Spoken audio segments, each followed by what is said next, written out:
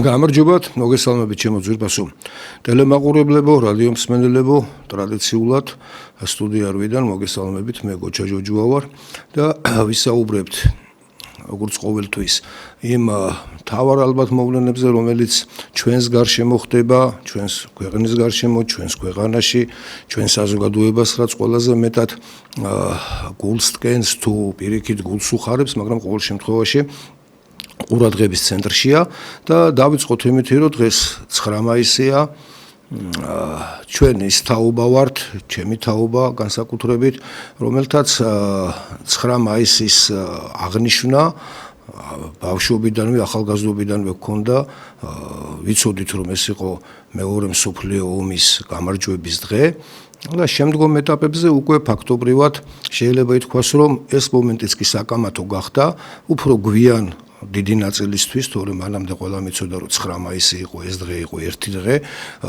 რომელიც ფაშიზმზე გამარჯვების დღე იყო, თანდათანობით მერე გახდა ცნობილი, რომ თურმე დასავლეთის ქვეყნები 8 მაისს აღნიშნავდნენ, განსაკუთრებით ამერიკის შეერთებული შტატები, რომლებიც ფაქტიურად შეიძლება ითქვას, რომ ერთ-ერთი მთავარ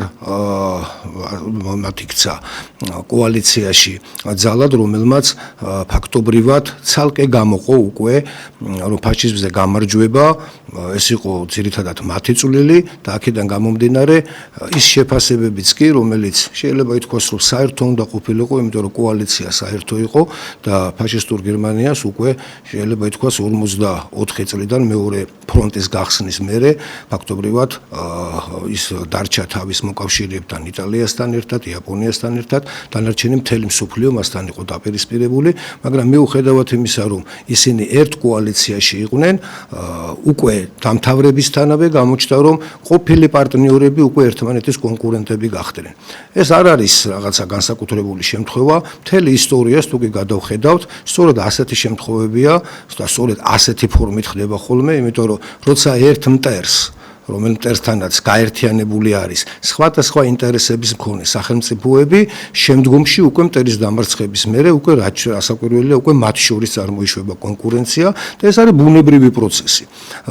ამას იმიტომ ვამბობ, რომ ასეთი ბუნებრივი პროცესებიდან გამომდინარეა მერე უკვე შეფასებებიც, რომელიც მოდის გაყოფა აზრის და ასეთი აზრის გაყოფა ხდება ხოლმე ქვეყნის შიგნითაც, იმიტომ რომ ეს ჩვეულებრივი რამ არის, ეს უნდა ვიცოდეთ, იმიტომ რომ თქვენ წარმოიდგინეთ, არათუ სახელმწიფოებს შორის ოჯახშიც კი, სადაც შეიძლება ითქვას, რომ ერთი საერთო ინტერესია, იმიტომ რომ ოჯახი ეს არის ყველაზე ესეთი მცირე ერთეული საზოგადოებაში, სადაც ადამიანების ჯგუფი, ხო, მშობლები, შვილები ერთი სიკეთით სარგებლობენ, ხო, მათი წარმატება, საერთო წარმატება, ოჯახის წარმატება, იქაც კი ხშირად ხდება და თუ გაიხსენებთ და გადაავლებთ თვალს ისტორიას, გადაავლებთ ჩვენივე წარსულს ადამიანებთან ურთიერთობის საახლობლოში, სამეგობროში, სანაცნობოში, დაინახავთ, რომ ხშირ შემთხვევაში ოჯახში წარმოშობილ შიდა დაპირისპირებას ან შიდა კონკურენციას ხშირ შემთხვევაში კარგად იყენებს ხოლმე სხვა ოჯახები ან დაპირისპირებული ოჯახები იქნება ეს თუ კონკურენციაში მყოფი ოჯახები, ხო?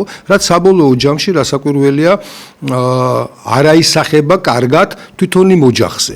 დაახლოებით ესევია სახელმწიფოშიც, თუმცა აქაც შეიძლება ითქვას, ეს თუმცასაც იმიტომ ვაყოლებ, რომ ხშირად ხდება, რომ ამ დაპირისპირებას ზოგიერთი შეიძლება ითქვას, რომ მართველი, ამ შემთხვევაში ოჯახის მართველი იქნება, სახელმწიფოს მართველი იქნება, კოალიციის მართველი იქნება, როგორც ქვეყნის შიგნით თუ ქვეყნებს შორის კოალიციის, ხშირად იყენებენ ხოლმე და ცდილობენ, რომ ეს ინსტრუმენტად გამოიყენონ იმისათვის, რომ უფრო მეტი სიკეთე მიიღონ. ეს რთული თამაშია. სიტყვა თამაშიც დღეს უკვე, როცა ამას პოლიტიკოსები ვამბობდით ხოლმე, ხშირ შემთხვევაში ადამიანებს ჰქონდათ ისეთი განწყობა, რომ სიტყვა თამაში რატო ხმარობ, როცა ადამიანების ბედზეა ლაპარაკი, მაგრამ პრინციპი თამაშის, ანუ პრინციპი, რაც თამაშს აქვს, ზუსტად იგივე პრინციპი მუშაობს ხოლმე ცხოვრებაშიც. ეს იქნება კარტის თამაში, იქნება სპორტი, იქნება ეს, ანუ წესი ერთ და იგივეა. ხო, ერთ და იგივე პრინციპზეა აგებული ეს ყველაფერი და აქედან გამომდინარე, ასეთ თამაშებს ხოლმე ხშირ შემთხვევაში აქვს კიდევაც დადებითი მოაქვს სწორად და ნიჭიერად თუ ასრულებს ამას ადამიანი მომგებიან სიტუაციაშიც კი გადაყავს ხოლმე, იმიტომ რომ იყენებს იმ შექმნილ გარემოებას, იმ სიტუაციას, თუნდაც იმ დაპირისპირებას, ან თუნდაც იმ კონკურენციას, რომელიც ქვეყნის შიგნით არის, ან თუნდაც იმ ქვეყნებს შორის არის და ამას თავის სასარგებლოდ იყენებს. თუმცა ეს ძალიან ფრთხილი თამაშია და ჩვენ ასეთი თამაშების ის ვართ, რა ქვია, თვალნათხელი შემსწრეების ისტორიას რო კიდევ ამბობ თავი დავანებოთ, იმიტომ რომ ადამიანების დიდ ნაწილს ხშირ შემთხვევაში ისტორია ნაკლებად აინტერესებს ხოლმე, ან ისტორიას იმ ფორმით ღებულობს, რომელსაც პროპაგანდა აწვდის და აქედან გამომდინარე ის ხშირად დაზიანებულია ხოლმე. მაგრამ რაც ჩვენს თვალწინ ხდებოდა, ხო, ჩვენ ეს ნანახი გვაქვს და ვნახეთ, რომ ასეთი დაპირისპირებებს როგორ იყენებდა თუნდაც დღევანდელ სიტუაციაში და თუნდაც წინა ხელისუფლების ან თუნდაც იმის წინა ხელისუფლებების ეს ჩვეულებრივი რამეა და განსაკუთრებით ეს კარგად ჩანდა მაგალითად სააკაშვილი ამ შიდა დაპირისპირებას მაგალითად იმისათვის რომ ძალაუფლება შეენარჩუნებინა იყენებდა და ამბობდა რომ ეს დაპირისპირება რომელიც მას თქვა თავის ოპონენტებთან ოპოზიციურ პარტიებთან ჰქონდათ ის არქმევდა რომ ეს იყო მართული სხვა ქვეყნიდან განსაკუთრებით ვექტორიდან გამომდინარე ის ამბობდა რომ ეს თქვა რუსული გახსოვთ 26 მაისი როგორი ფორმით იყო თქვა დასჯილის ადამიანები გაყრელი და რა მოყვა ამას და ამბობდა რომ ეს იყო თქვა მოსკოვიდან ანუ მტრული იმ ქვეყნებისთვის რომლებისთვისაც მნიშვნელოვანი იყო ადამიანის უფლებების ასე თქვა დარღვევა ხდებოდა თუ არა ამ ქვეყანაში ამართლებდა იმით რომ სწორედ აი ვეომები იმ ადამიანებს ვეომები იმ პოლიტიკურ ჯგუფებს რომლებიც მართულები არიან თქვენი მტრების ანუ ამ შემთხვევაში მოსკოვი იგულისხმებოდა მოსკოვიდან და აქედან გამომდინარე თვალების დახუჭვა ხდებოდა, რასაც ხშირად ვლაპარაკობთ ხოლმე ორმაგი სტანდარტის მომენტი, რომელიც პოლიტიკაში ძალიან ხშირია და ამას ასეთი ფორმით იყენებდა. თუმცა ეს ძალაუფლების შენარჩუნების რაღაცა ეტაპზე მან კარგად გამოიყენა და შეძლო თქვა დაემტკიცებინა მათთვის რომ გამართლებული იყო თქვა მის მიერ ჩადენილი ის ქმედებები რომელი ქმედებებიც ადამიანების დაღუპვიდან დაწყებული რა ვიცი გაუბედურებით და ყველაფრით და ამაზე თვალი დახუჭული იყო. მაგრამ შემდგომში უკვე ამ გაგრძელებას მოყვა ის რომ იმ პოლიტიკურ ძალებს რომლებიც მერე პარლამენტში აღარ შევიდნენ როცა უკვე არჩევნები ჩატარდა და ფაქტობრივად შეიქმნა პოლიტიკური ვაკუუმი სადაც შეიძლება ითქვას რომ მას უკვე შინაგანად ჭირდებოდა რაღაცა პატარა გამარჯვება და ესეთი მზაობა და ესეთი განწყობა კარგად იქნა გამოყენებული უკვე მოწინააღმდეგე მხრიდან რუსეთის მხრიდან და ასეთი განწყობიდან გამომდინარე იყო რომ იმ საკუთარსავე ტრიუგზე იყო წამოგებული საქართველო და ვეღარ აიცილა ის ომი რომელმაც ფაქტობრივად შეიძლება ითქვას რომ დღემდეც კი ჩვენი მდგომარეობა იმის მერე გინდა ეკონომიკური თვალსაზრისით იმიტომ რომ სერიოზული ზარალი განვიცადა გინდაც იმითი რომ ფაქტობრივად შეიძლება ითქვას რომ იმ ტერიტორიებზე რომელზედაც აქამდე გარკვეულწილად კონტროლის მექანიზმი არ იყო ჩვენი მაგრამ რჩებოდა რა საქართველოს ტერიტორიული მთლიანობის აქტს თუ შევხედავთ ხო ტერიტორიებად რომლებიც არ იყო კონტროლირებადი საქართველოსი, მაგრამ ფაქტობრივად კონფლიქტურ მდგომარეობაში იყო და გაყინული კონფლიქტები ერქვა ამას შემდგომში მოყვა ის რომ უკვე აღიარება დაიწყო თქვა რუსეთმა და შემდგომ იმ ქვეყნებმა რომელი ქვეყნებიც თქვა რუსეთს მხარს უჭერდნენ, ხო? რამაც კიდევ უფრო გაართულა იმ ჩვენი ამოცანების გადაწყვეტა რომ იმ ადამიანებთან რომლებიც იმ ტერიტორიაზე ცხოვრობენ მათთან ურთიერთობა როგორ დავამყაროთ როგორ მოვახერხოთ რომ მათი და ჩვენი ინტერესები ერთმანეთს დაემთხვეს და ის იურიდიული ტერმინი რასაც ტერიტორიული მთლიანობა ქვია თორე სინამდვილეში ადამიანებს შორის ურთიერთობა ეს ერთ-ერთი მთავარი და არა ის რომ ტერიტორიაზეა მარტო ლაპარაკი რაც ხშირად ეშლებათ ხოლმე ადამიანებს და ხშირად ტერიტორიული მთლიანობა თვითონ ამ ტერმინს პირდაპირ მნიშვნელობით აღიქვავენ და არა იმითი რომ მათზე მოსახლე ადამიანებთან ერთად უნდა მოხდეს გამთლიანება, ანუ ფსიქოლოგიურად, მორალურად, აზრობრივად, საზოგადოებრივად განვითარება უნდა მოხდეს იმისი რომ ერთად როგორ უნდა ვიცხოვროთ და არა ის რომ იგნორირება ისინი რას ფიქრობენ და მთავარია ტერიტორიული მთლიანობა აღდგეს და ტერიტორია შემოვიერთოთ. ხო? აი ამას იმიტომ ვამბობ რომ ყველაფერი ერთმანეთზეა გადამული. აი 9 მაისის აღიარებას მოვაყოლეთ, თქვათ, ეს თემა, რომელიც მოდის. ასევე იყენებს, თქვათ, ამ სიტუაციას დღევანდელ დღევანდელი ხელისუფლებას, რომელსაც ძალაუფლების შენარჩუნების მიზნით ასევე აგენტურას ეძახის, თქვათ და ამ შემთხვევაში საპირისპირო მიმართულებით გადაიხარა, იმიტომ რომ ის თulis რომ საფრთხეები მას ამ შემთხვევაში არა რუსეთიდან აქვს, ის რასაც თქვათ მეორე მხარე ხშირად ამბობს, ხო, რომ საფრთხე, ომის საფრთხე იქნება ეს, სუვერენიტეტის დაკარგვის საფრთხე იქნება ეს, ხო, ის საპირისპირო მიმართულებით ამბობს. ეს საფრთხე მე რუსეთიდან არ მაქვს, იმიტომ რომ ჩემს ძალაუფლებას რუსეთიდან საფრთხე არ ემუქრება, ყოველ შემთხვევაში ის ამას ჯერჯერობით ვერ ხედავს და მოსახლეობის დიდი ნაწილისთვისაც ასეთივე ფორმით ხედავენ ამას, რომ რუსეთთან დაძაბული ურთიერთობა არ აგვაქვს და საფრთხე სინამდვილეში დღევანდელი ხელისუფლებისთვის ძალაუფლების შენარჩუნებისათვის საფრთხეს ქმნის სწორედ დასავლეთი, რომელიც ეუბნება, რომ მე შენს მმართველობის ასეთ ფორმას, მე შენს ჩატარებულ არჩევნებს, მე შენს გატარებულ პოლიტიკას არ ვცნობ და ამიტომ საფრთხე დღესდღეობით მათთვის არის დასავლეთიდან და რადგან პირდაპირ ამ დასავლეთს არ ამბობს, იმიტომ რომ საქართველოს მოსახლეობის უდიდესი ნაწილისათვის მთელი ამ 3,000 წლის მანძილზე ბუნებრივად, რადგანაც ჩვენ საბჭოთა კავშირიდან გამოვედით, ანუ საბჭოთა კავშირში ერთ-ერთი მთავარი წამყვანი ქვეყანა და შემკრები ამ საბჭოთა ქვეყნებისა და რესპუბლიკებისა და ყოფილი რუსეთის იმპერიის სამართალმემკვიდრე არის საბჭოთა კავშირის სამართალმემკვიდრე რუსეთის იმპერია იყო, აქედან გამომდინარე რასაკვირველია შენი მოკავშირეები, ბუნებრივი მოკავშირეები, იმიტომ რომ კიდევ ამბობ, ბუნებრივი რამეა, დასუსტება სურთ საბჭოთა კავშირის, ეს ნიშნავს, რომ ვინც საბჭოთა კავშირის წინააღმდეგაა, ის ბუნებრივი მოკავშირე ხდება იმათი, ვინც საბჭოთა კავშირს შლის და დამოუკიდებლობას ითხოვს, ხო? ეს ბუნებრივი პრინციპებით მოხდა. ეს ის კი არ იყო, ვინმეს რამე მოსწონდა, არ მოსწონდა, ვიღაცა ვიღაცის გამო თავის გადასახადის გადამხდელებს ფულს მოაგლებდა და შენ ქვეყანას ჩადებდა. არა, ჩვეულებრივად ინტერესთა დამთხოვა იყო, რომელიც მუდმივია. ეს არასდროს არ იცვლება. მას მერე რაც საზოგადოება მეორე საზოგადოებასთან ურთიერთობა დაიწყო და თავისთავი განსხვავებულად ცნო, ეს ურთიერთობები არის მუდმივ კონკურენციაში, ხანდახან დაპირისპირებაში, ხანდახან ომში და ეს ჩვეულებრივად გრძელდება და ასე იქნება მუდმივად, სანამ არსებობენ სახელმწიფოები, სანამ არსებობენ ერები და საზოგადოებები, რომლებიც თავის იდენტიფიკაციას უკეთებენ სხვისგან განსხვავებით. და ამბობენ, რომ ჩვენ განსხვავებულები ვართ სხვისგან, ან ერთ ენაზე ვლაპარაკობთ და განსხვავებულია ჩვენი ენა, ან ერთი სარწმუნოება გვაქვს და ამ სარწმუნოებით ვართ განსხვავებული და ასე შემდეგ, მთელი რიგი ასე ვთქვათ, პარამეტრები არსებობს იმისა, რომ ადამიანებს ჰქონდეთ თავიანთი განსხვავებული სუვერენიტეტი იმ გარკვეულ ტერიტორიაზე, რომელ ტერიტორიაზეც ისინი ცხოვრობენ. ეს არის ბუნებრივი პროცესი და აქედან გამომდინარე, მეგობრები, გახსოვთ ეს ინგლისელების ცნობილი გამოთქმა, ხო, არ არსებობენ მუდმივი მეგობრები, არ არსებობენ მუდმივი მტრები, არსებობს მხოლოდ და მხოლოდ მუდმივი ინტერესები. 9 მაისიც აქედან გამომდინარე იყო მუდმივი ინტერესები არ არსებობდა, მათ ჰქონდათ საერთო ინტერესები ჰქონდათ გერმანიის წინააღმდეგ, იტალიის წინააღმდეგ, იაპონიის წინააღმდეგ, მაგრამ როგორც კი ეს ქვეყნები დამარცხდნენ, მათი ინტერესები რასაკვირველია გაიყო და ეს ძალიან ბუნებრივი რამ არის და აქედან გამომდინარე ჩვენი საზოგადოება ხანდახან ზედმეტად ახალი ტერმინია ხო სენსიტიური ზედმეტად გრძნობი არიან ხოლმე იმ საკითხებში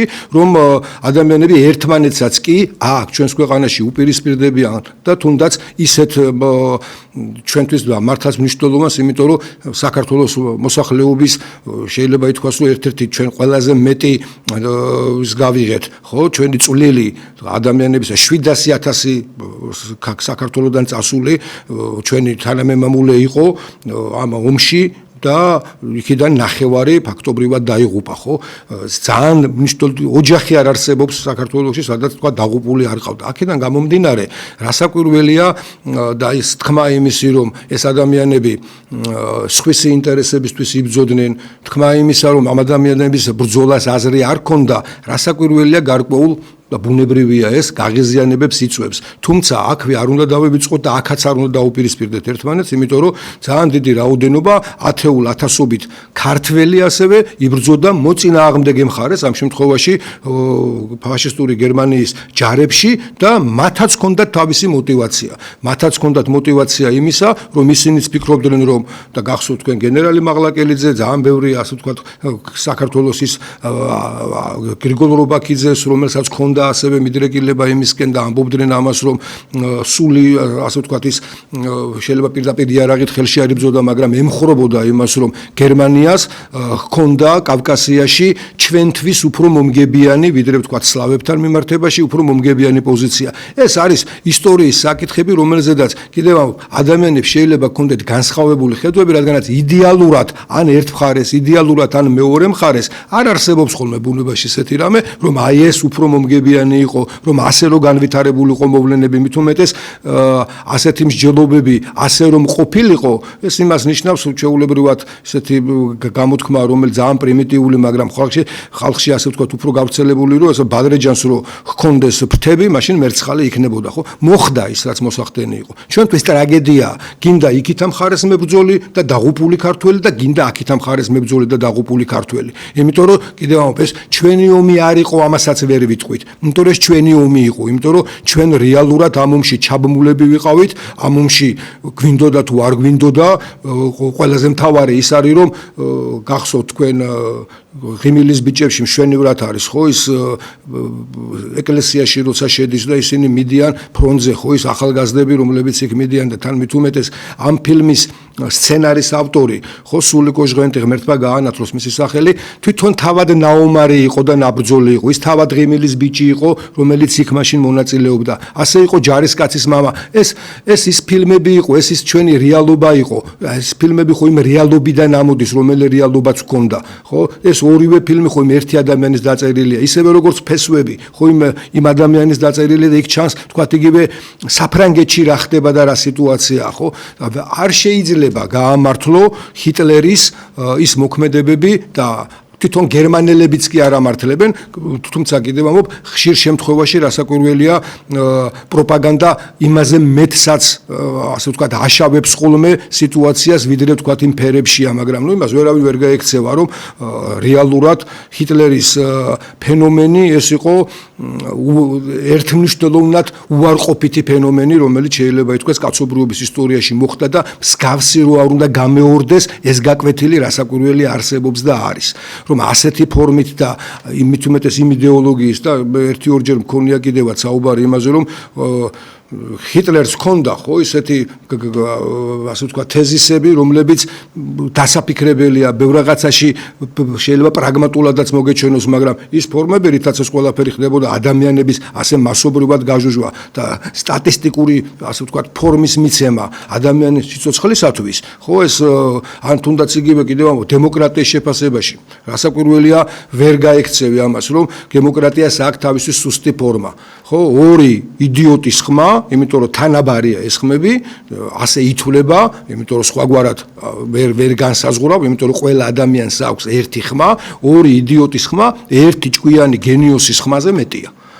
აქედან გამომდინარე, სისუსტე რასაკვირველია დემოკრატიას აქვს, მაგრამ ეს რეალობა არ ნიშნავს იმას, რომ გაამართლო, თქვათ, ის რაც ხდებოდა იმდროინდელ გერმანიაში, რაც ხდებოდა იმდროინდელ ევროპაში, რაც ფაქტობრივად შეიძლება ითქვას, რომ ძალიან ძვირ ფასად დაჯდა, ხო, მათი ქვეყნების, მათი ეკონომიკის, მათი დემოგრაფიული სიტუაციის, მათი ყველაფერს თავი დავანებოთ ფსიქოლოგიური, ასე ვთქვათ, სტრესები, რომელიც სტრესიც მიიღო საზოგადოებამ და მეორე მსოფლიო ომის მერე ადამიანებს გინდა თუ არ გინდა გამოყვა ეს სტრესი ხო ბოლომდე და საინტერესოა სხვათა შორის ამ შეფასებებშიც თუნდაც რომ აი ახლა ბოლო პერიოდის გერმანულმა ძირითადმა იმ ბიზნესებმა რომელი ბიზნესებიც მონაწილეობდნენ მაშინ ჰიტლერის ჯარის გაძლიერებაში დღეს გამოთქვეს და ეს არის ძალიან ცნობილი ფირმა მერსედესი იქნება ეს პორშე იქნება ეს მარტო იმას რაც პირდაპირ ჩართულები იყვნენ ჰუგო ბოსი რომელიც იცით თქვენ რომ გერმანულ ფორმას კერავდა და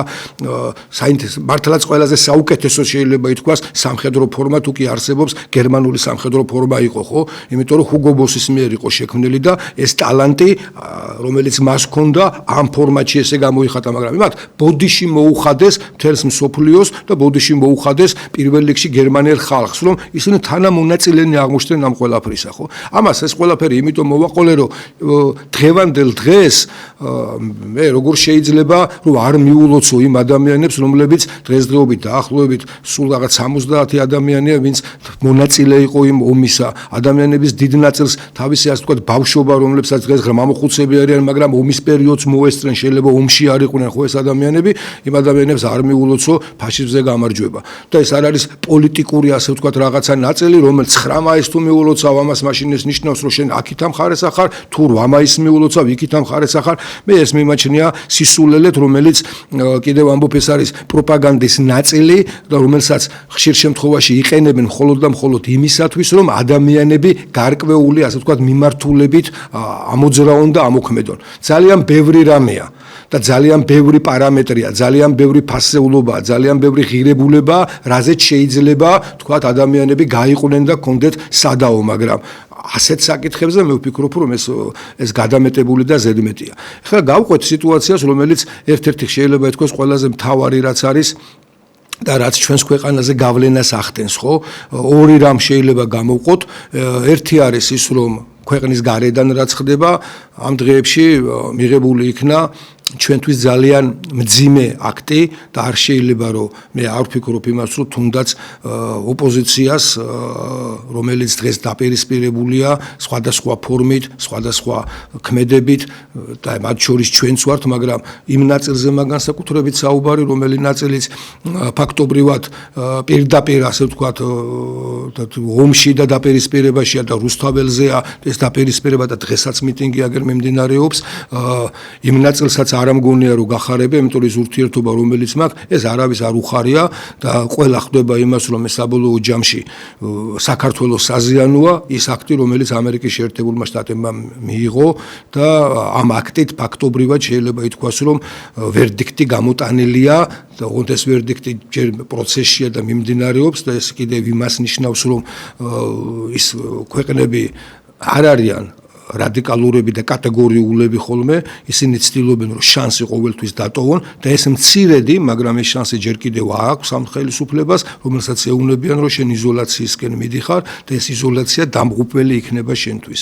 და ის სანქციებიც, რომელიც სანქციებსაც ისინი აწესებენ და ხშირად არის ხოლმე ადამიანები თუ ტელევიზიებს უყურებს, უფრო მეტქმედით უნარიან სანქციებს ითხოვენ, უფრო მეტად და სწრაფად ითხოვენ ხოლმე რომ სანქციები ამუშავდეს, რადგანაც საბოლოო ჯამში რაზეა საუბარი, რომ ეს სანქციები, როდესაც ერთეულ ადამიანებზე და თუნდაც 10 ადამიანზე, რომელიც ხელისუფლებაშია, მათზე მწარეთ აისახება, რაც კარგი არ არის, არც მათი ოჯახებისთვის, არც ამ ადამიანებისათვის, საერთო ჯამში არც ქვეყნისთვის, მაგრამ უფრო მეტად მტკივნეული და მწარე იქნება, როდესაც სანქციები ფაქტიურად აღარ იმოქმედებს და მერე უკვე ფაქტურად ქვეყანა სანქცირდება. როცა ადამიანების ის უდიდესი ნაწილი, რომელიც თავს ძლივს ინახავს და მართლაც ურთულეს მდგომარეობაშია. ურთულეს მდგომარეობაში ამას იმიტომ ვამბობ, რომ 700,000 ადამიანი ვეებერთელა არმია საქართველოსთვის, 700,000 ვთქვით, რომელიც წასული იყო მეორე სამამულო ომში და იქიდან ნახევარი დაიღუპა. ამ 700,000-დან შეიძლება ითქვას, რომ ნახევარი არის სოციალურად დაუცველი, ცოტა მეტი.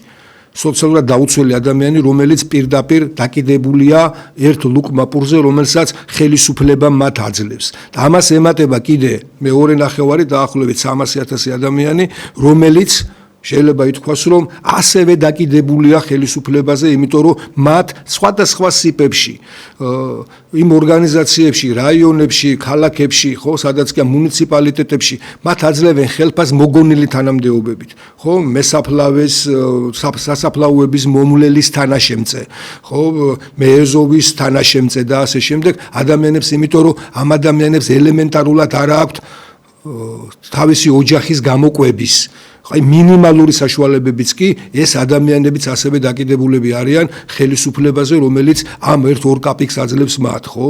და თქვენ წარმოიდგინეთ, ეს ხომ პატევის, ღირსების ყველაფრის შეურაცხყოფა, იმიტომ რომ ის თანხები, რომელიც ამ ადამიანებს ეცემა და ამ ადამიანებზეა გამოყოფილი, ეს არის ის მინიმალურზე მინიმალური ადამიანი, რომელიც შიმშილით არ მოკვდეს და ვართ ურთულეს მდგომარეობაში და ასე დროს თქვა იმისი, რომ მინიმუმამდეა დასული უმუშევრების რაოდენობა.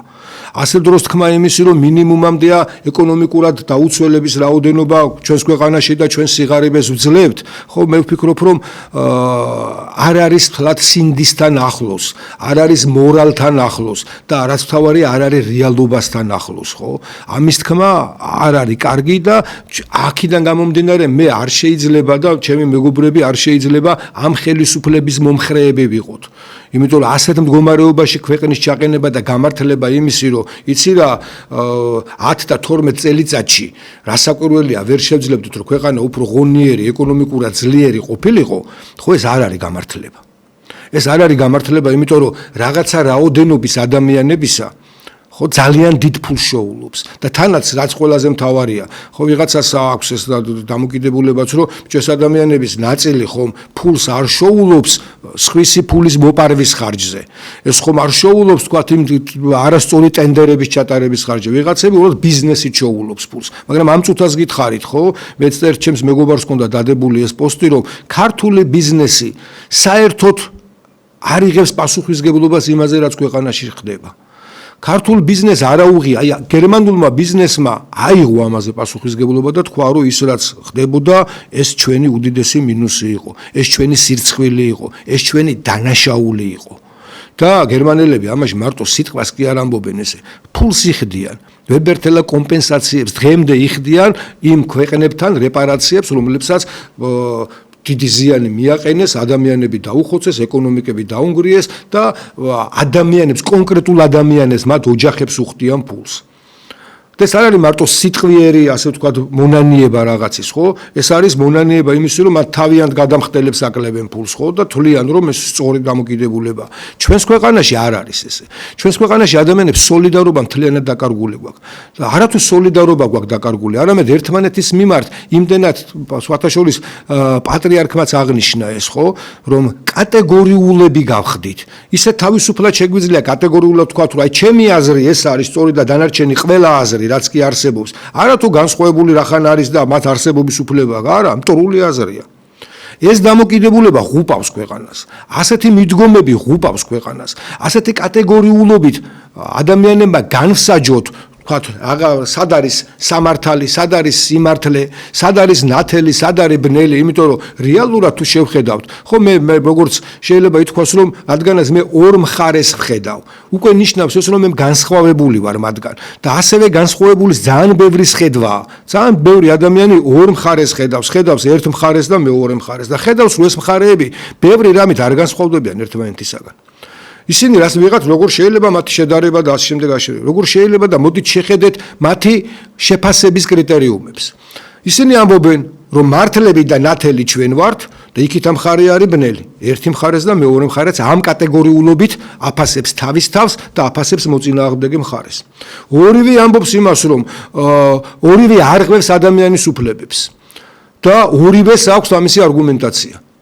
ორივეს ერთ ცოტა შეიძლება მესამე მხარე ერთ შეიძლება ცოტა მეტი ქონდა და მეორეც უკვე ცოტა აკლია და თითქმის აქამდე მივა. აისაც ხო რეალობა არასაც ჩვენ ხედავთ.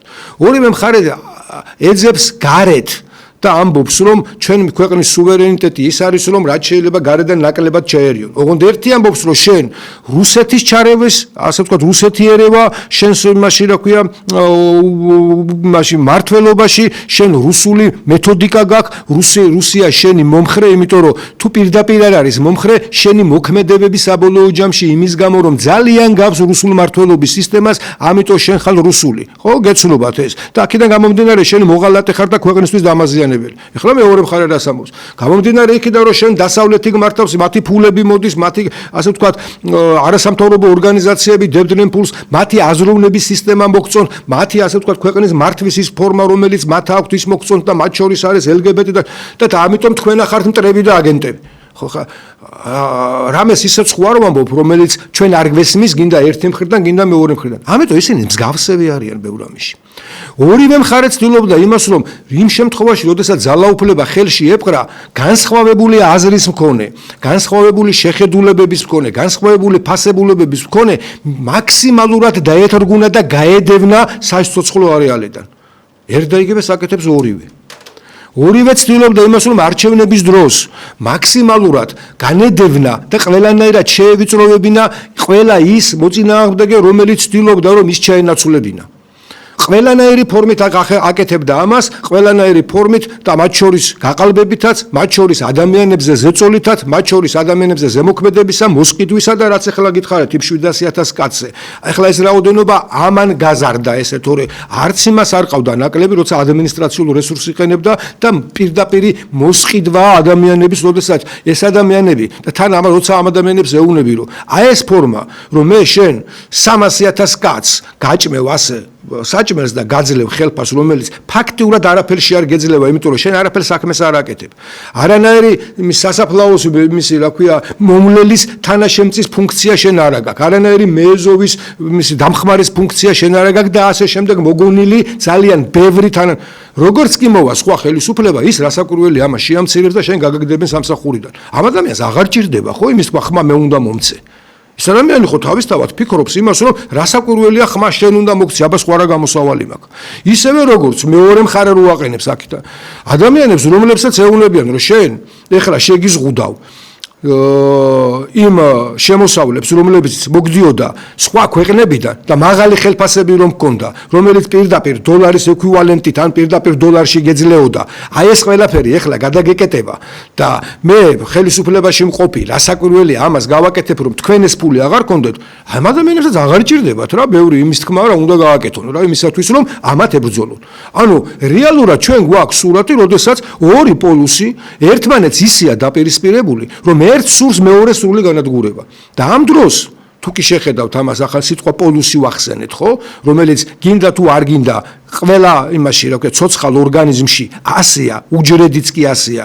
ანუ სიცოცხლის პირველი საწყისიც კი ეს არის ორი პოლუსის არსებობა, ეს არის ორი საწყისის არსებობა, რომელიც ქმნის მესამეს და იქმნება ერთიანი სხეული. ეს ფუნქცია დაახლოებით მე პირდაპირ არ მინდა სამების იმას შევადარო, მაგრამ სინამდვილეში თუ კი სხეული არსებობს, ისევე როგორც ღმერთი არ არსებობს ცალკე აღებული მამა ღმერთი, ან მამა ძე ღმერთი, ან სულიწმინდა. ეს ერთობლივობაა, ეს ფორმულაა. რომელიც ფორმულაც ყველაფერშია. ყველაფერი რაც კი არსებობს ყველაფერშია. დედამიწასაც კი ამას რო უყურებთ, უკვე ერთ ცოცხალ დიდ ორგანიზმს აქვს ორი პოლუსი, მაგრამ ეს ორი პოლუსი არ შეიძლება რომ დაირღვეს. მათი პოლუსების დარღვევა, იმიტომ რომ ის შუა ეკვატორი და მე შემდგომში ის რაც განიშლება, ერთი პოლუსის და მეორე პოლუსის თავისი მიზიდულობის, თავის ასე ვთქვათ, ცენტრებს ქმნის. რომელიც საბოლოო ჯამში ერთი სხეულის მიზიდულობას ქმნის, ერთ მთლიან სხეულს და ორგანიზმს ქმნის. ასევეა ორი პოლუსი, რომელიც არსებობს და მუდმივად ასე იარსებებს. რაც არ უნდა პოლიტიკური პარტიები არ იყვნენ, მე იმ ერთ პარტიაში მოხდება ამის გაყოფა. რაც არ უნდა საერთოდ ეროვნებები, რელიგიები აღარ არსებობენ, ადამიანები გაიყოფიან, რა ქვია, თმიანები და ბელოტები. გაიყოფიან, გაყოფის ყველანაირი ფორმა მოიძებნება, შავთმიანები და ჟღალთმიანები, ხო? ეს ადამიანის ბუნება, სიცოცხლის განვითარების ბუნებაა, ეს ხდება, სიცოცხლე თუ ეს დამთავრდა, მთავრდება ყველაფერი. ხო, სიცოცხლის განვითარებაში და ვიღაცამ ამის წინ კითხვა დასვა, მე და ბატონი გიორგი ლომია ვიყავით, რომ რატომ არისო, რომ ღმერთიო ეშმაკსო არ ანადგურებსო. და გამახსენდა დანიელ დეფოს ეს საოცარი და რობინზონ კრუზოს თავგადასავალი, ალბათ წაკითხული გექნებათ, ბოლო-ბოლო ფილმი მაინც გექნებათ ნანახი, სადაც სწორედ პარასკევა, ანუ ცივილიზებული სამყაროს წარმომადგენელი იმ პრიმიტიულ ადამიანს, რომელიც კაციჭამია წარმოადგენს და საერთოდ მეტყველების დანაწევრებული უნარიც კი ძალიან მცირე იმისი აქვს, რა ქვია, რაოდენობის ალბათ სიტყვების, ამ ადამიანთან ერთად, იმიტომ რომ სხვა გამოსავალი არა აქვს, ადამიანია, მასთან ერთად ურთიერთობა, სოციალური არსებაა, ხო? და ის ცდილობს რომ გაზარდოს, ასწავლოს რელიგიას, ასწავლის, უხსნის, ხო, ჩვეულებრივად ეს ხდებოდა, ხო? უცბად წარმოვიდგინე იგივე ჯერ ესპანელი კონკისტატორები რო შევიდნენ და ნახეს თქვათ ის ინდიელები, რომლებიცაც ჯერ ბორბალიც კი არ ქონდათ გამოგონებული, ქვის ხანის ადამიანები იყვნენ ფაქტიურად, როცა ესენი შევიდნენ და უკვე მისი რა ქვია მე-16 საუკუნეა წარმოიდგინე ცეცხლსრული იარაღიც კი რო ქონდა, რამხელა განსხვავება იყო ცივილიზაციური, ხო, მათ შორის და მე ინგლისელები და ასე შემდეგ და აი ეს ურთიერთობები როგორ ლაგდებოდა და როგორი ურთიერთობები იყო და განსაკუთრებით განსაკუთრებით ის მომენტებიც, რომ შევიდნენ მერე მისიონერები და დღეს ისინი ქრისტიანები არიან, ფაქტიურად შეიძლება ითქვას, რომ აი კათოლიკურია და ესპანურენოვანი გახდა მერე ერთი პორტუგალიის სამართო ბრაზილია, დანარჩენი ესპანურენოვანია მთელი ლათინური ამერიკა, რასაც ქვია, განსხვავებით ინგლისელების არის, თქვათ ის, რასაც შეერთებული შტატები ქვია, ხო? ანუ რეალურად ცივილიზაციურად როცა ეს ადამიანი ამას ეკითხება, რომ რატომ არ კლავსო, კაცო, თუ ეს ეშმაკი ესეთი ბოროტიაო და ეს ღმერთი თუ ესეთი ძლიერიაო, ხო? რატომ არის რომ არანადგურებს, მაშინ ეს ერთი მეორეს და დამთავრდება რა, აღარც ბოროტება იქნება და ყველაფერი იქნება ძალიან კარგად, ხო? არ მეუბნები რომ ყოველი შემძლია. ეს კითხვები ადამიანებში ჩდება ხოლმე, ეთყობა და არის, მაგრამ მთელი არსი ამ ყველაფრისა საწყისში ვედებს. ხო, აი ბიბლიის საწყის იმას რო თუ კი მიუბრუნდებით, იქვე ნახავთ, ხო? და იქ ეს პასუხი. ადამიანს ყველაფრის უფლება აქვს. ადამიანს არა აქვს აკრძალვა. ერთადერთი აკრძალვა და ეს აკრძალვაც არის იმ წუთასვე არჩევანი. როცა აკრძალვაა, მაგრამ ამ აკრძალვას ანუ ნიშნავს იმას, რომ ეს შეიძლება გააკეთო, ან არ შეიძლება და არ გააკეთო. ეს უკვე შენი არჩევანია, რას იზავ. ეს არჩევანი მიცა. ეს აკრძალვა სწორედ ამიტოა, რომ შენ გაქვს ამისი უფლება, შენ უნდა განსაზღვრო და მერეც, როდესაც ის არჩევანს გააკეთებს და გააკეთებს არასწორ არჩევანს, ხო, იმიტომ რომ ცნობიერებას ნახავს. აი როგორც კი ცნობიერებას ნახავს, მერე იწყება აკრძალვების მთელი ასე ვთქვათ და იმ წუთასვეა, ხო, ის მომენტი, როდესაც ის დაინახავს, რომ შიშველია, როდესაც ის უკვე ღმერთს ემალება, ხო, იქვე გაგრძელება იმ წუთასვე ჩანს, უკვე ადამიანი რამდენ არჩევანს ერთბაშად იწყებს რამდენი არჩევანის გაკეთებას, იმიტომ რომ ცნობიერება აძლევს ამ ყველაფერს. თუმცა ეს არ ნიშნავს, რომ ღმერთმა ადამიანი ადგა და ეს რომ გააკეთა, არ გამოვიდა ეს პროექტი, გააქრო, მოზილა და ახალი გააკეთა. არა, მთელი არსიც ამაშია, რომ ის სწორედ ის ელოდა, რომ ესე უნდა მომხდარიყო. ოღონდ მან უნდა გაიაროს და დანარჩენი არჩევანიც უნდა აკეთოს. და მთელი ცხოვრება მე ადამიანის განვითარების, ცივილიზაციის, ჩვენი დღევანდელი ცხოვრება სულ მუდმივად ამ არჩევანის კეთება. სულ მუდმივად სადაც არ უნდა იყო, ყველაზე ცუდად დილას ხარ თუ ყველაზე კარგად დილას ხარ. სულ მონასტერში რო იყო, მონასტერული ცხოვრები ცხოვრობდე, იქაც არჩევანი გაქვს და შეიძლება ერთმა შენმა არჩევანმა ბევრი რამე გააფუჭოს, ხო? გახსოვთ თქვენ განდეგილში, ხო, გზა ყველგან არის, მაგრამ გზახსნისა ასეთი მომცა მეუბედურმა. უბედურმაო, ანუ უკვე შეცდომა, სად? მონასტერში ადამიანმა, რომელიც წმინდანის ცხოვრებით ცხოვრობდა. და შეიძლება კაზინოში, სადაც ყველაზე ცუდი ადგილია, ან საროსკიპოში, შეიძლება იქ არჩევანი გააკეთო ისეთი, რომ ადამიანი გადაარჩინო. შეიძლება არჩევანი გააკეთო ისეთი და ისეთი მოქმედება ჩაიდინო, რომ რაღაცა დიდ უბედურებას ადამიანი გადაარჩინო, მადლი გააკეთო. ანუ ყველგან არის ეს არჩევანი. აქედან გამომდინარე, ასე გაყოფა ნათელი და ბნელი, ხო, ესე არ ხდება. იმიტომ ადამიანის ურთიერთობაში ეს ყველაფერი. ამიტომაც არის კატეგორიულობა, მე ვარ ნათელ მხარეს და შენ ხარ ბნელ მხარეს ადამიანს, როცა ასე ეუბნები. ეს არასწორი, იმიტომ ის ადამიანია. იმიტომ არც ერთი ხელისუფლება, მათ შორის ეს ხელისუფლებაც და მათ შორის მეორე მხარეს ვეუბნები, ის ხელისუფლებაც, რომელიც მოსული იყო. და იმ ხელისუფლებას რამდენი უბედურება გაკეთებული. ის არ მოდიოდა იმ გაგებით, რომ ეხლა უბედურებები უნდა ვაკეთო. არ მოდიოდა იმ გაგებით, იმ შეგნებით, რომ მე ეხლა ბნელეთის მოციქული ვარ და ესენი სულ ყველანი იმაში, რა ქვია, საშტელ მდგომარეობაში უნდა ჩავაგდო. არა, მისი მოქმედებები და მის მიერ გაკეთებული არჩევანი და ეს არჩევანი იყო ძირითადად რა? თავისი სიკეთეების შენარჩუნება, ძალაუფლების შენარჩუნება და ამის გამო ხდება ის ბოროტებები, რომელსაც აკეთებს. თორე თავიდანვე მე ბოროტებების საკეთებლად რასაკვირველი არ მივდივარ. ამიტომაც ვამბობთ, რომ დღევანდელ ხელისუფლებასაც როცა ვეუბნებით, რომ შენს მიერ გაკეთებული ეს ნაბიჯები, რომელიც შეიძლება კეთილი განზრახვებით არის. ხო, ესაც გახსოვთ გამონათქვამი, რომ ჯოჯოხეთისკენ მიმავალი გზა კეთილი სურვილებით არის მოკირწყლული. ხო, იმ სურვილები არ კმარა. შეიძლება შენ სურვილები კარგი კონდეს, მაგრამ შედეგებს ღებულობდე ძალიან ცუდს. თორე სურვილი ის რომ მე ახლა რაღაცა ცუდის გაკეთება მინდა ვინმე ადამიანისათვის ან ადამიანთა ჯგუფისათვის, ეს შეიძლება არ გქონდეს, მაგრამ ამას მიაღწევ და მიხვალ აქამდე.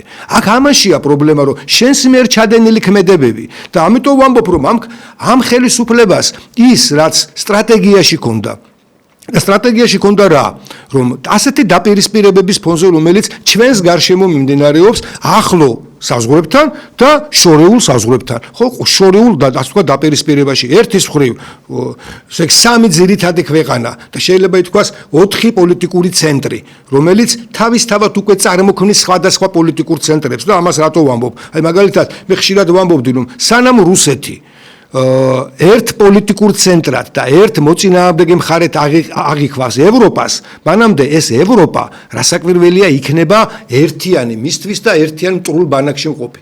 როგორც კი დაინახავს რომ იმ ევროპას ყველაფერს თავი დავანებოთ, მარტო წამყვანი ქვეყნები რო ავიღოთ, ხო იმ ევროპისა, ხო საფრანგეთი, გერმანია, იტალია, ესპანეთი აღარ გეუბნებით კიდე დანარჩენს. მათ ყველას თავთავის ინტერესები აქვს. და ეს ინტერესები რაღაცა ნაწილში ემთხვევა ერთმანეთს და რაღაცა ნაწილში არ ემთხვევა ერთმანეთს დაპირისპირებულია. აქედან გამომდინარე ეს 4 პოლიტიკური ცენტრი, რომელიც აიხლა გითხარით, ევროპა, რომელიც ერთ პოლიტიკურ ცენტრად შეიძლება განიხილო, მაგრამ მას შიგნით იმის გამო, რომ სხვადასხვა გითხარით საზოგადოება როგორც კი თავის თავს იდენტიფიკაციას გაუკეთებს იმისი რომ ის განსხვავებულია სხვისგან მას თავისი ინტერესები აქვს ამ საზოგადოებას შიგნით კიდე ამ საზოგადოებაში კიდე საზოგადოებები იყოფა ხო ჩვეულებრივი რამე პროფესიული ნიშნით იქნება ეს სოციალური ასე ვთქვათ რომელ ფენაშია რა პოლიტიკურ ჯგუფშია რა გემოვნება ეს კიდე ცალკე თემაა მაგრამ საზოგადოებამ სახელმწიფოებად ჩამოყალიბებულ მათ თავთავიანთ ინტერესები აქვთ მაგრამ ისინი ერთიანდებიან რაღაცა გარკვეული საერთო ინტერესით არის ამერიკის შეერთებული შტატები არის რუსეთი და არის ჩინეთი მაგრამ ამის გარდა შემოვიდა ვებერთელა მოთამაშეები რომლებიც ეკონომიკაც უკვე და არა მარტო ადამიანების რაოდენობის მიხედვით ეს არის ინდოეთი ეს არის ბრაზილია ანუ ბევრი მრავალპოლუსიანობაზე როცა ვლაპარაკობთ ამ შემთხვევაში იგულისხმება სწორედ ის რომ საზოგადოება მივიდა იმ კონდიციამდე, როდესაც უკვე შეიძლება საკუთარი ინტერესები, რაც შეიძლება მრავალფეროვან სამყაროში უფრო მეტად განავითარო და მათი დაპირისპირებები გამოიყენო. და მესმის ამ ხელისუფლების, რომელმაც ჩათვალა, რომ ასეთი დაპირისპირებების დროს სჯობია გარკვეულწილად თავი შეიკავო და ქვეყანას შეიძლება საფრთხეები ამით უფრო ააცილო. სავსებით გასაგები, ასე ვთქვათ, ფორმულაა.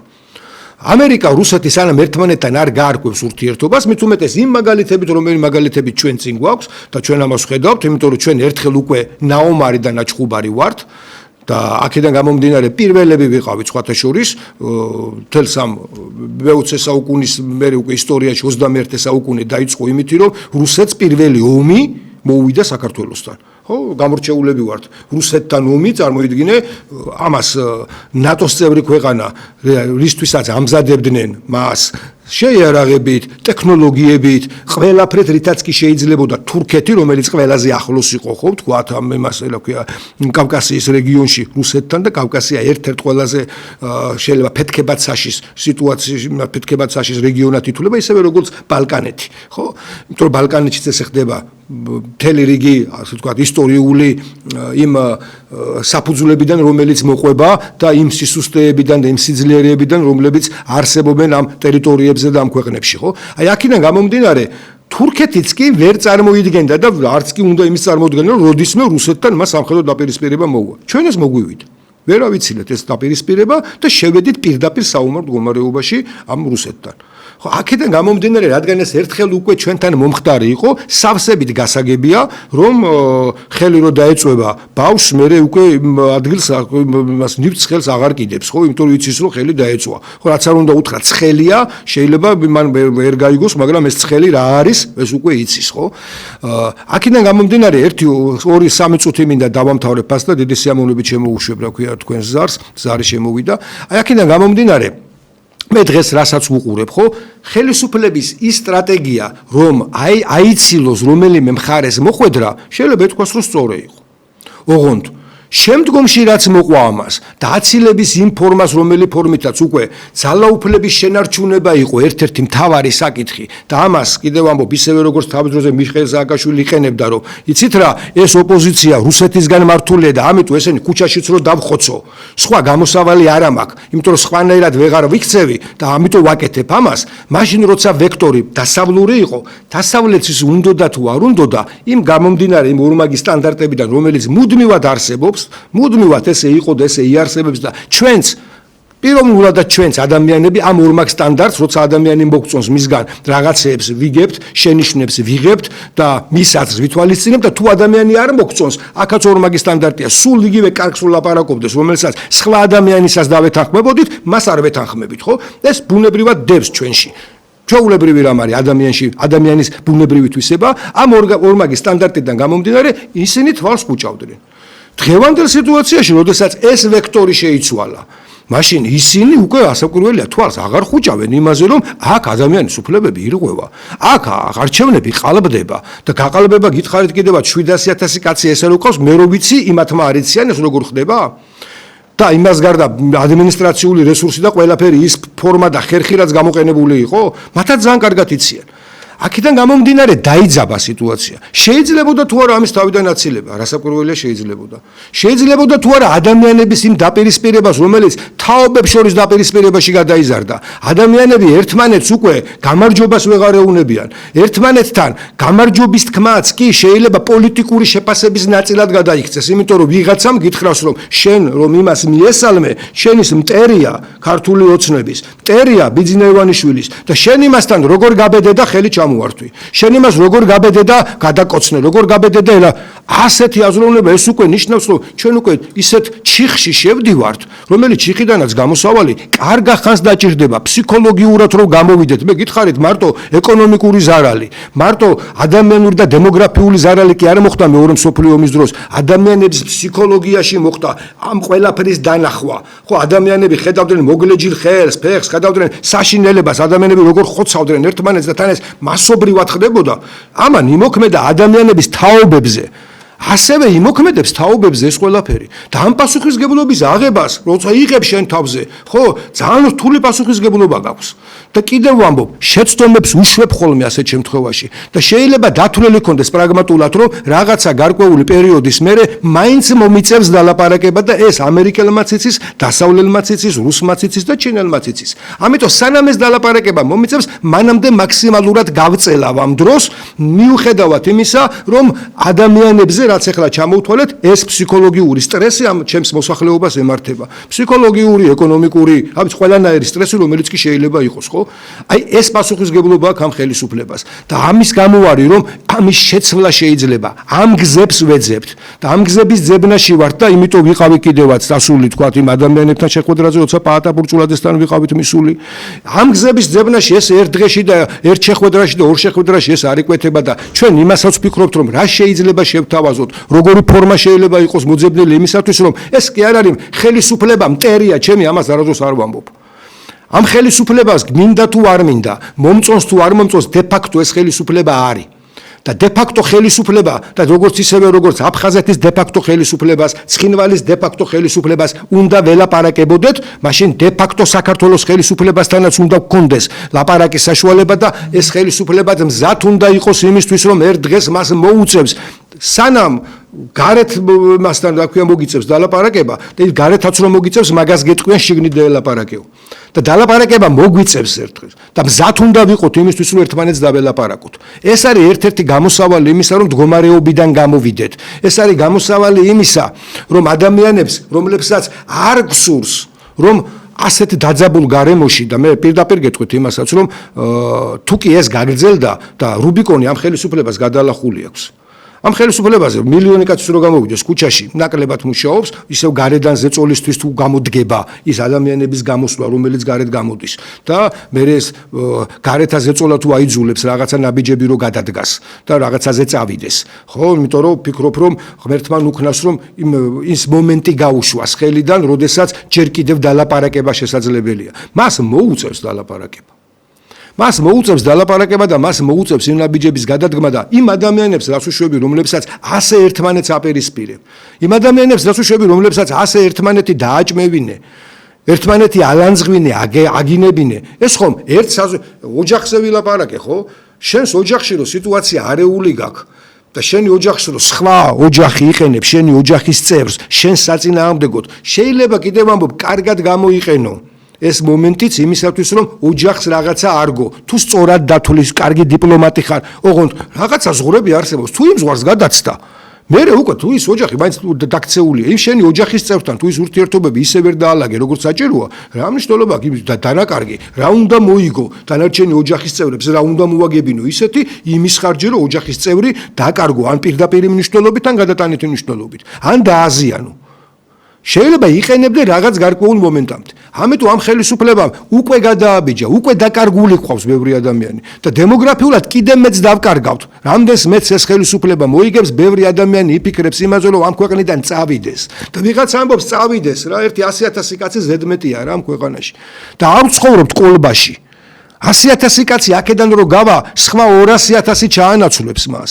და ის 200,000 ჩაანაცვლებს, რომელიც ჩვენთან არც მენტალურად, არც კულტურულად, არც არაფრით ახლოს არ არის. ერთადერთი რითაც ის საჭირო იქნება ამ ეკონომიკისათვის, იმიტომ რომ როგორც სამუშაო ძალა შემოვა, როგორც ინვესტორი შემოვა, როგორც რა ვიცი, რაც გინდათ ეკონომიკური აგენტი შემოვა და ხელისუფლება ამეთი და ძალაუფლების შენარჩუნებისთვის ამაზე წავა, ის ხელისუფლება დამნაშავე იქნება, იმიტომ რომ მერე ჩვენ ძალიან სახელმწიფოებრიობის დაკარგვის რეალური საფრთხე გვექნება. ან ვისთვის ვიტოვებთ იმ სახელმწიფოებრიობას, თუ აქ ჩვენი ერის წარმომადგენლები არ იქნებიან გამსაზღვრელი. ეს პრობლემები გვაქვს და ამაზე გვაქვს საფიქრალი. ამაზე არა მარტო საფიქრალი გვაქვს, არამედ ნაბიჯებიც გვაქვს გადასადგმელი და ამ ნაბიჯებზე ნამდვილად ვფიქრობთ, რაღაც ნაბიჯებს ვდგავთ კიდევაც კონკრეტულად და ალბათ ნელ-ნელა შემოგთავაზებთ დაგელაპარაკებით და თქვენგანაც ალბათ ასე გავიგებთ კიდევაც, ოღონდ კიდევ ამბობ, ჯერ ჩვენც უნდა შემოგთავაზოთ, ჩვენ უნდა გითხრათ, ჩვენ უნდა რაღაცა ფორმა მივცეთ, მერე თქვენი აზრიც გავიზიაროთ, თუ მანამდე თქვენც რაღაცა შემოგთავაზებთ, ნამდვილად არ იქნება ცუდი, ოღონდ ეს უნდა იყოს კონკრეტული, სქემატური და არა სადღეგრძელო რომელსაც ხშირად იმ შეხვედრებზეც კი რომელზედაც ვთქვათ პოლიტიკოსების და საზოგადოების მოღვაწეები რო ხვდებიან ხშირ შემთხვევაში ამას უფრო ეს სადღეგრძელოების სახი აქვს და სურვილების სახი აქვს ვიდრე რაღაცა რეალური ნაბიჯების გადადგმისა. ძალიან დიდი მადლობა და ბოდიში ვუხდი იმ ადამიანს რომელიც ზარი შემოდიოდა ვეცდები რომ შემდეგ ასე ვთქვათ ჩვენს უკვე შეხვედრაზე მაქსიმალურად ვცადო რომ თქვენგან მოვისმინო აზრები. კარგად ბრძანდებოდეთ ნახვამდის დიდი მადლობა ყურადღებისთვის.